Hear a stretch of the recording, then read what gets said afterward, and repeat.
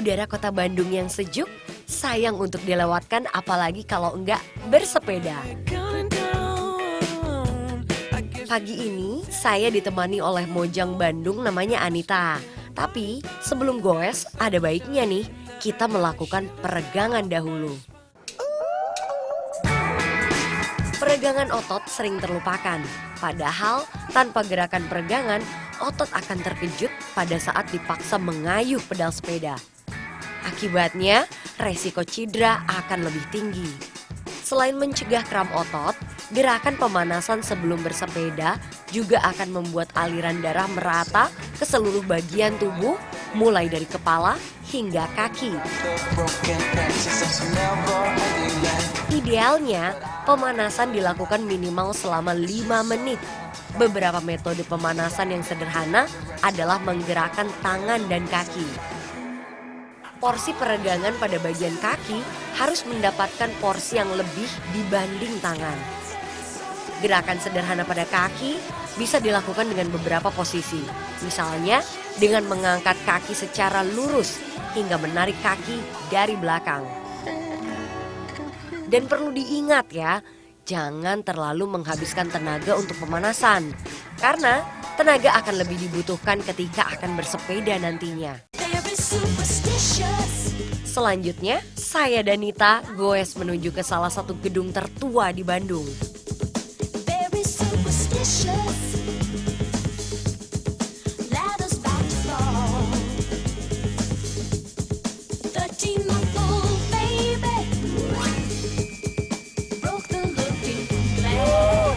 Tapi tunggu dulu, karena kondisi cuaca Bandung yang tidak menentu, sebelum sampai di tujuan, saya dan Nita harus menepi sejenak untuk menunggu berhentinya hujan.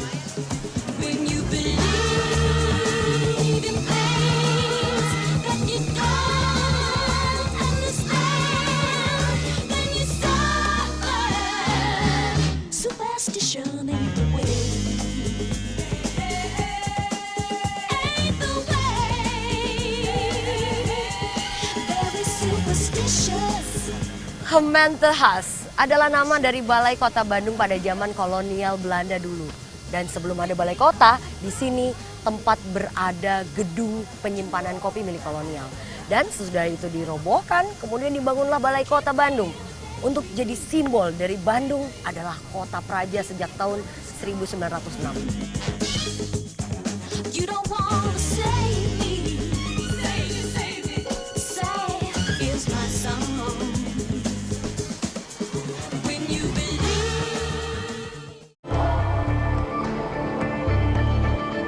Dahulunya merupakan gudang kopi milik Adries de Wilde yang juga merupakan tuan tanah pada saat itu. Hingga akhirnya pada tahun 1927 diserahkan kepada pemerintah Hindia Belanda untuk dijadikan pusat pemerintahan.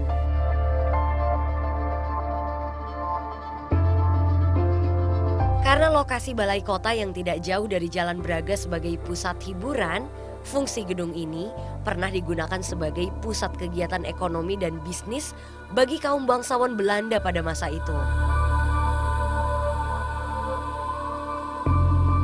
Pada masa kini, Balai Kota telah berubah menjadi sebuah ruang publik bagi warga Bandung. Untuk warga yang akan melakukan tur kota, bisa menggunakan bus bandros. Tapi sayang, kali ini tidak beroperasi.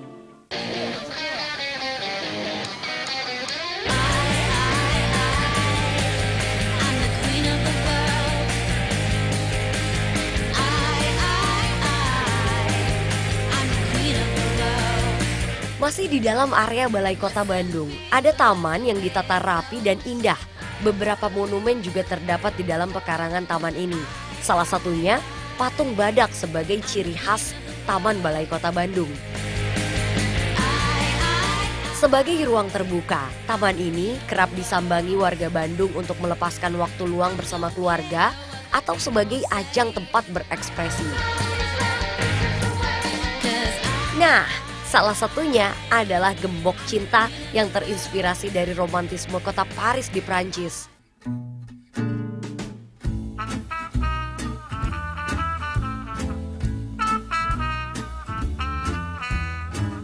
Gembok Cinta letaknya di tengah taman balai kota dengan sebuah konstruksi besi dan kawat berbentuk persegi setinggi 2 meter. Saya kebetulan bawa gembok nih yang akan saya pasang sebagai ungkapan cinta kepada kota ini. Selain menyimpan segudang sejarah, Balai Kota Bandung juga pernah menjadi lokasi untuk berbagai event, salah satunya Urban Downhill.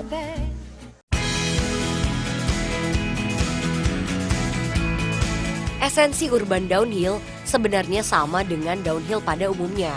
It's all about gravity race. Bedanya hanya pada pemilihan trek saja.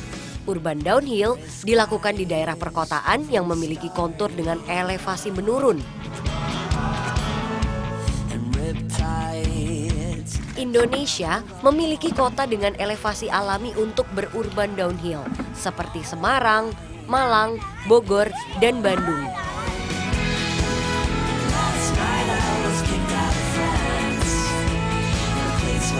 Pada race sepeda urban downhill, obstacle yang digunakan memanfaatkan infrastruktur kota serta beberapa obstacle buatan.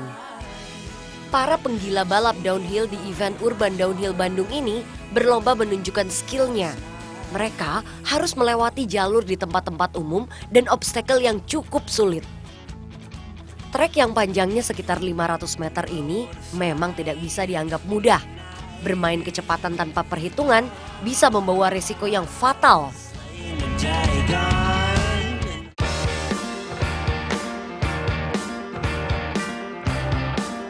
Ada beberapa material rintangan yang harus dilewati peserta urban downhill, mulai dari beton hingga kayu. Para riders melibasnya dengan penuh gaya.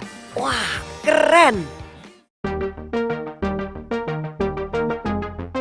Konsep downhill sepenuhnya memanfaatkan gaya gravitasi dan minim pedaling atau mengayuh. Pada urban downhill, aktivitas pedalingnya masih cukup besar. Downhill juga termasuk salah satu jenis olahraga bersepeda yang paling ekstrim dan menuntut keterampilan tingkat tinggi dari para ridersnya. Semakin sulit medan dan obstacle-nya akan membawa adrenalin para riders semakin meningkat. Menaklukkannya pasti membawa kepuasan tersendiri.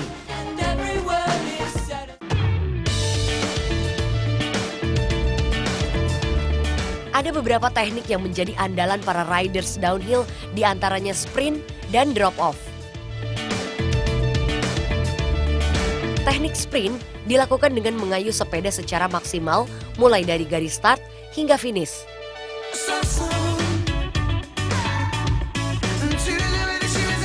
Teknik drop off yaitu melompat dari turunan terjal dengan mendaratkan roda belakang terlebih dahulu.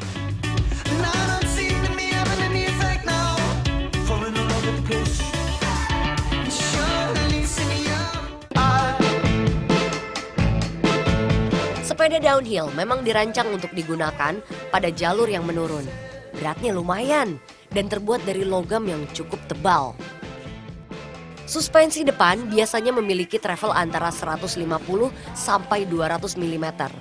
Tujuannya agar getaran yang muncul dapat diredam dengan baik. Untuk suspensi belakang menggunakan travel antara 7 sampai 8 inch. Suspensi pada sepeda downhill umumnya adalah double suspension yang fungsi utamanya untuk menjaga kemampuan kontrol, kekuatan menahan ban, dan perlindungan terhadap getaran.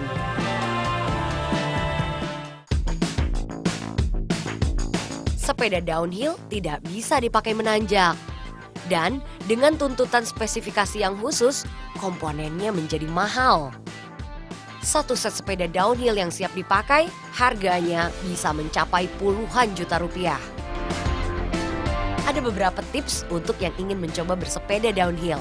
Pertama, cek kondisi sepeda terlebih dahulu setiap komponennya secara mendetail. Mulai dari gear, suspensi, handlebar, dan bagian-bagian yang lainnya. Posisi handle juga sangat penting. Karena yang dibutuhkan bukan hanya sekedar nyali, namun teknik pengereman yang baik.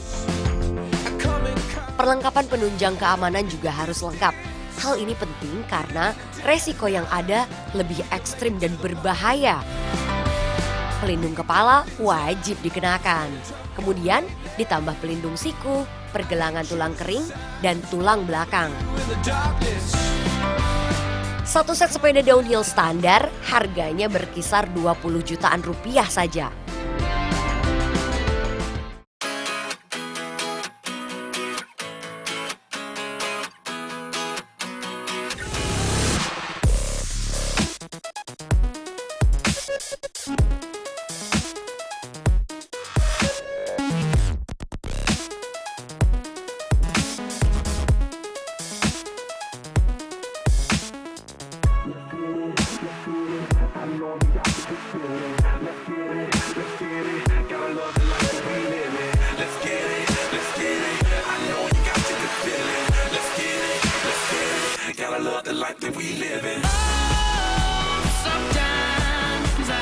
Kalau misalnya diperhatiin, alun-alun Bandung ini mengadopsi filsafat tata ruang Jawa, yaitu Catur Gatra, di mana alun-alun di tengahnya dan ada 4 sisi yang mengelilingi alun-alun itu. Seperti masjid, terus kalau di Jawa itu keraton atau pendopo, kalau di sini rumah dinas wali kota, ada pusat perniagaan, dan dulunya di sebelah sana itu ada penjara Bancai, tapi sekarang sudah tertutup oleh gedung.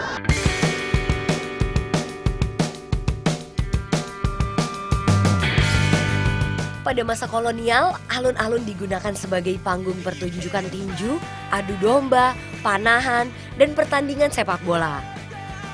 Alun-alun Bandung tempo dulu dibangun di depan pendopo kabupaten yang merupakan bangunan berarsitektur tradisional Jawa.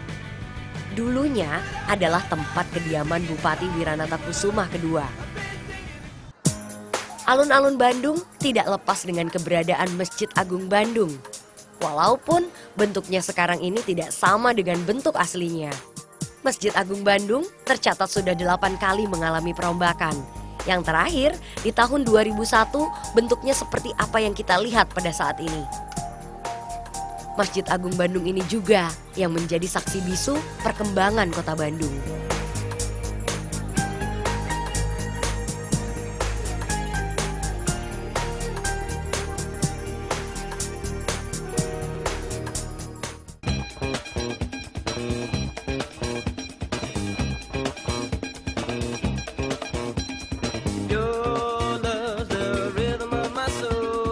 Saat melakukan perjalanan bersepeda, pastinya kita membutuhkan tempat untuk menaruh perlengkapan kita. Penir, sebuah tas multifungsi yang biasanya diletakkan di belakang rak sepeda dan di depan sepeda. Penir sepeda umumnya dibuat dari bahan nilon atau bahan pabrikan lainnya. Sosok kreatif itu bernama Indra Yudhistira. Kang Indra memulai usaha produk kria tas sepeda ini sejak 1 tahun yang lalu. Memang masih terbilang baru dalam usaha pembuatan tas sepeda.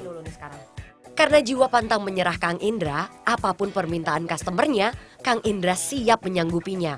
Maka dari itu, Kang Indra memberi merek tas buatannya dengan HUG, yang berarti silakan. Selain untuk touring, model dari tas Penir buatan Kang Indra sebenarnya lebih ditujukan bagi goeser perkotaan.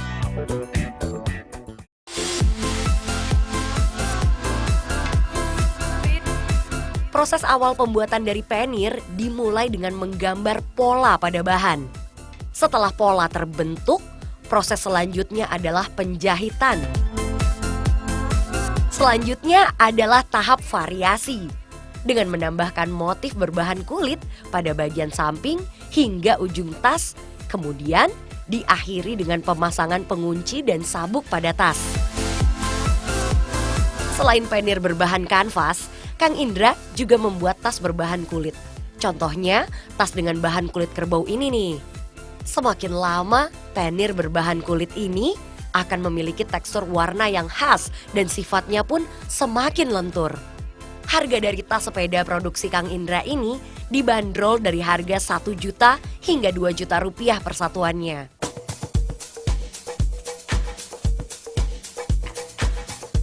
Nah, Penir buatan Kang Indra ini mampu menampung kapasitas yang cukup besar, yaitu 4 kilogram. Ada pula handlebar yang ukurannya lebih kecil, dipasang pada bagian handlebar sepeda atau stang. Dan top tube bag yang dipasang pada frame sepeda, fungsinya untuk membawa peralatan yang lebih kecil seperti dompet dan telepon genggam. Kabin utama dalam tas ini terdapat lapisan anti air.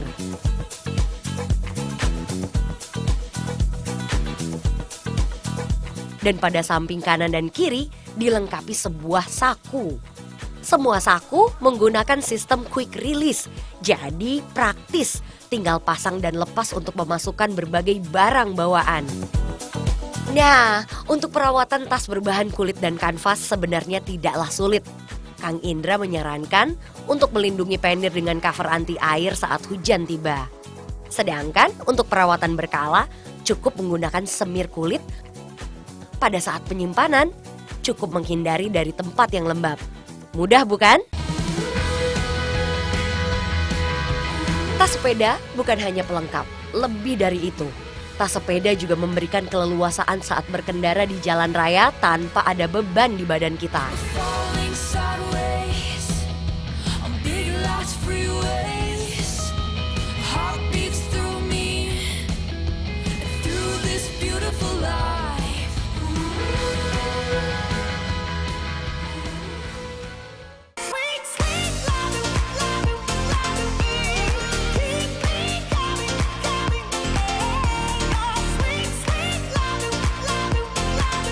Saya dan Nita melanjutkan perjalanan menuju utara kota Bandung yang sejuk. Di sini terdapat sebuah villa yang mempunyai sejarah pada era kolonial.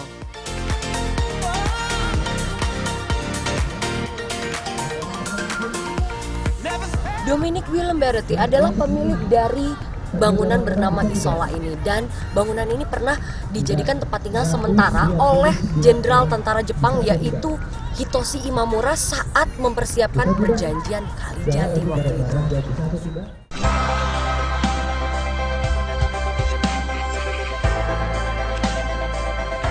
Kata Isola diambil dari kata Isolo yang berarti terpencil.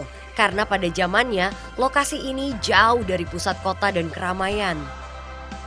Villa Isola adalah karya arsitektur asal Belanda yaitu Wolf Schumacher yang dibangun pada tahun 1934. Pemilik villa ini, Dominic Willem Barrety, ternyata seorang peranakan Indonesia dan Italia yang pada masanya merupakan pemilik perusahaan telegraf Aneta. Sepeninggal Dominic Willem Barrety, Villa Isola pernah menjadi cabang Hotel Savoy Homan. Villa Isola pada saat ini menjadi gedung rektorat salah satu universitas di kota Bandung. Peruntukan Villa Isola memang telah beralih fungsi, namun keindahan dan nilai sejarahnya patut untuk dilestarikan. Dari sebab itu, Villa Isola layak menjadi cagar budaya.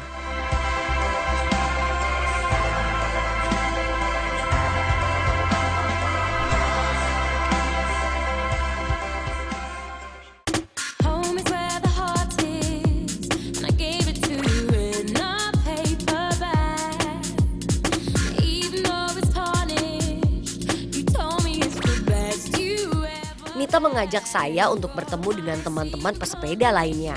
Akhirnya saya berkenalan dengan Kang Yoli.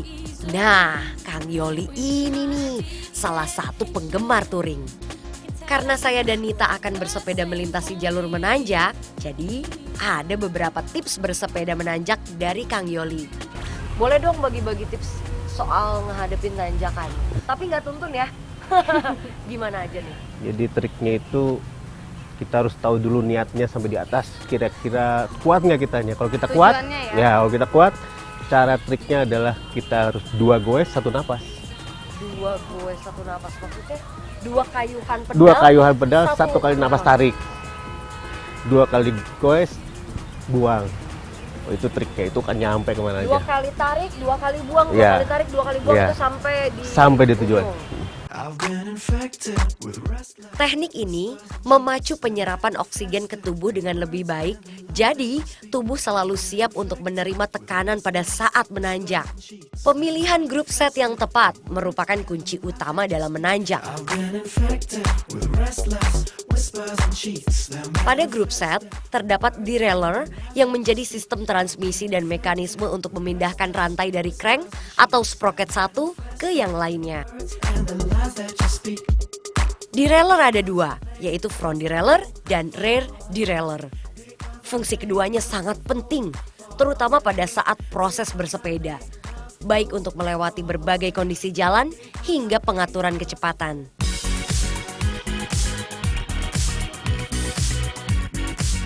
Untuk jalanan menanjak, fungsi rear derailleur menjadi yang paling vital. Fungsinya sebagai perpindahan rantai dari satu gear ke gear yang lainnya. Semakin halus dan cepat perpindahan gigi, maka tenaga yang berpindah dari goeser ke sepeda juga akan semakin cepat.